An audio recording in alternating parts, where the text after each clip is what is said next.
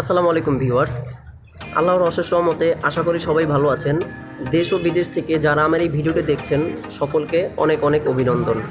আজকে আমরা দেখব কিভাবে একটি ট্রান্সফর্মার ও 4টি ডায়োড এবং একটি ক্যাপাসিটার ব্যবহার করে আপনি সহজেই 12 ভোল্টের একটি চার্জার বা অ্যাডাপ্টার তৈরি করতে পারেন। তো কথা না বাড়িয়ে চলে যাই ভিডিওতে। তবে একটি রিকোয়েস্ট থাকবে, ভিডিওটি টেনে না দেখে সম্পূর্ণভাবে দেখুন, যাতে কোনো কিছু আপনি মিস করে না যান।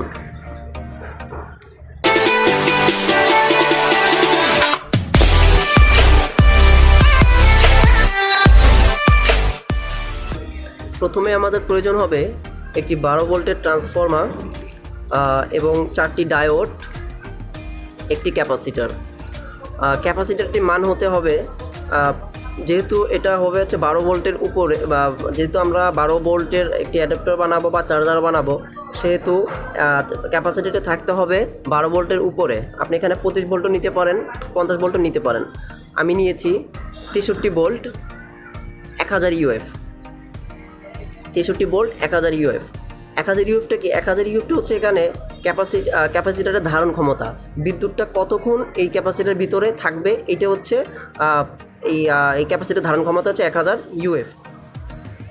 ভিডিও শুরু করার আগে আমরা একটু দেখে নিব যে এই ক্যাপাসিটার এবং ডায়োডগুলো ভালো আছে কিনা। আমরা একটু তাই মিটারে চেক করে নিব।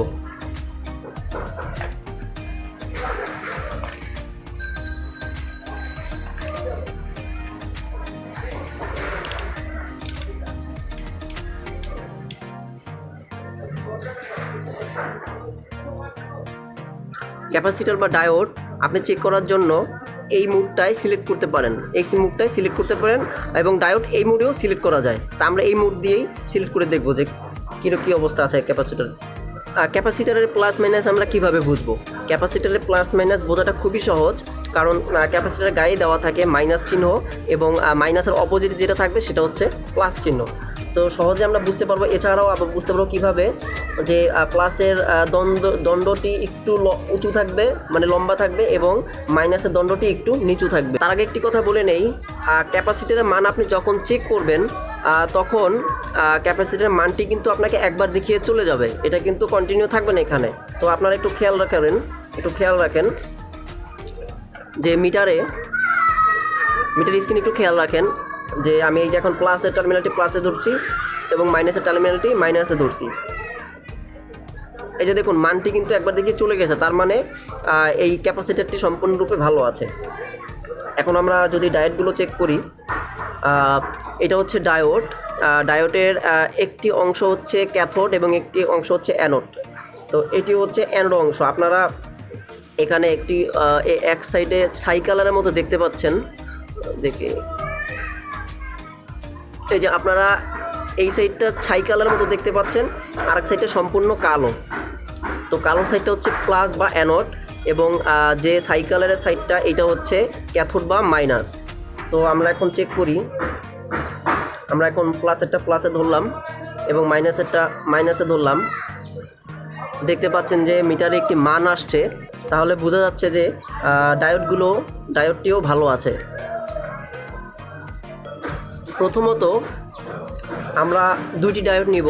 দুইটি ডায়োডের যে ক্যাথোড সাইডটি আছে বা যে মাইনাস সাইডটি আছে, এই যে আপনার দুইটা ছাই কালার যে দেখতে পাচ্ছেন শেষের দিকে যে ছাই কালার, এই দুইটা ছাই কালারকে একসাথে রেখে আমরা এটা লাগিয়ে নিব। ঠিক এইভাবে আমরা লাগিয়ে নিব। এই যে আমরা লাগিয়ে নিয়েছি। পরবর্তীতে আমরা যে অ্যানোড সাইড বা যে পজিটিভ যে সাইডটা আছে, এই সাইডটাকে আমরা লাগিয়ে নিব।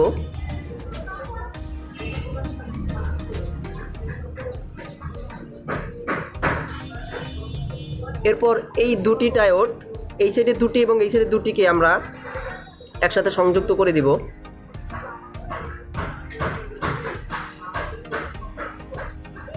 ঠিক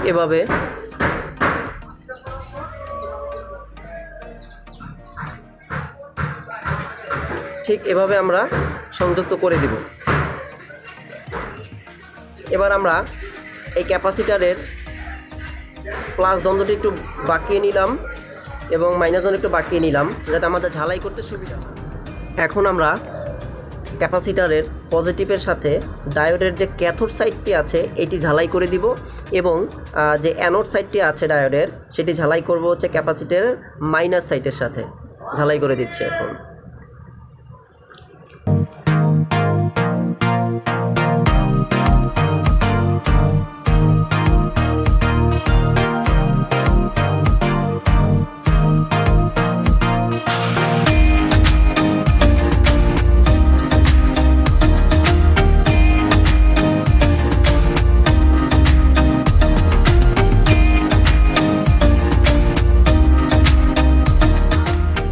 ঝালাইটি হয়ে গেছে। এখন আমরা ট্রান্সফরমার যে দুটি লাইন আছে এই দুটি লাইনের সাথে ক্যাপাসিটরের সাথে এই যে ডায়োডের যে সংযোগটি আমরা করেছি সেই দুটি লাইন আমরা একটি লাইন এখানে দেবো, একটি লাইন এখানে দেবো, বা একটি লাইন আপনি এখানে দিলেও পারেন, একটি লাইন এখানে দেবেন, কোনো সমস্যা নেই। তো আমরা সংযোগটি দিচ্ছি।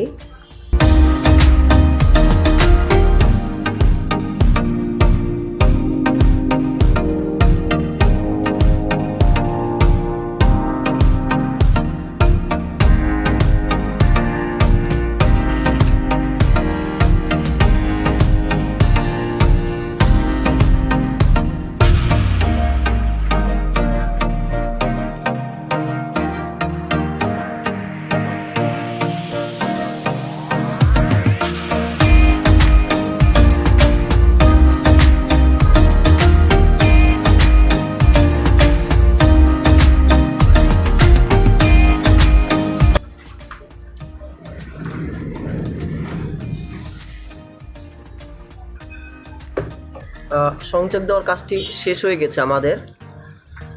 তো এখন আমরা যে কাজটি করব, এখানে আমরা দুইটি টার্মিনাল দেখতে পাচ্ছি। তো এখানে একটি হচ্ছে প্লাস এবং একটি হচ্ছে মাইনাস, ঠিক আছে। এখন আমরা একটু চেক করি যে এটা আমরা বানাতে পারলাম কিনা। এখন আমরা মিটার দিয়ে চেক করব। তার আগে একটি কথা বলতে চাই, যেটি হচ্ছে যখনই আমরা একটি ক্যাপাসিটার এবং 4টি ডায়োড দিয়ে আমরা এটাকে কনভার্ট করব 12 ভোল্ট, এটা কিন্তু আপনার 12 ভোল্ট এসি আসছে, এখান থেকে কিন্তু এসি ভোল্ট বেরোচ্ছে, এখান থেকে এসি ভোল্ট বেরোচ্ছে এবং এখান থেকে কিন্তু ডিসি ভোল্ট বেরোবে। আমরা একটি ক্যাপাসিটার ও 4টি ডায়োড দিয়ে এসি ভোল্টকে কিন্তু আমরা ডিসিতে রূপান্তরিত করতে পারি। মিটারটি আমরা 20 ভোল্টে সিলেক্ট করে নিলাম। এখন আমরা মেপে দেখি এখানে আসলে কত ভোল্ট দেখায়।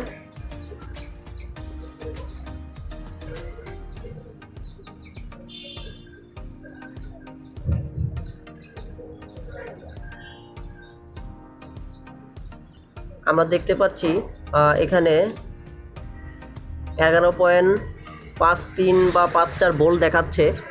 এখানে প্রায় 12 ভোল্ট দেখাচ্ছে, 11.52 ভোল্ট দেখাচ্ছে, কিছুটা কম দেখাচ্ছে। এর কারণ হচ্ছে ডায়োড লাগালে কিছুটা ভোল্ট কমে যায়। তো এভাবেই আমরা বাসায় বানিয়ে ফেলতে পারি একটি 12 ভোল্টের চার্জার অথবা অ্যাডাপ্টার।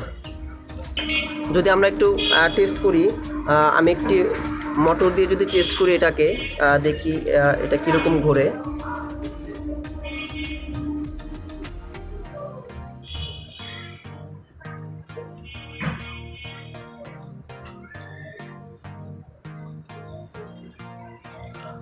এই যে মোটরটি কিন্তু অনেক স্পিডে ঘুরছে, হয়তো আপনারা ক্যামেরায় দেখতে পাচ্ছেন না ভালো মতো।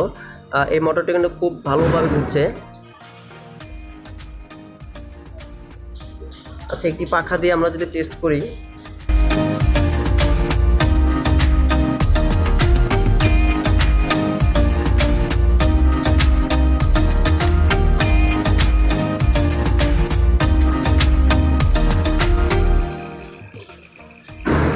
এই মোটরটি কিন্তু অনেক স্পিডে ঘুরছে, যেটি আপনারা দেখতে পাচ্ছেন।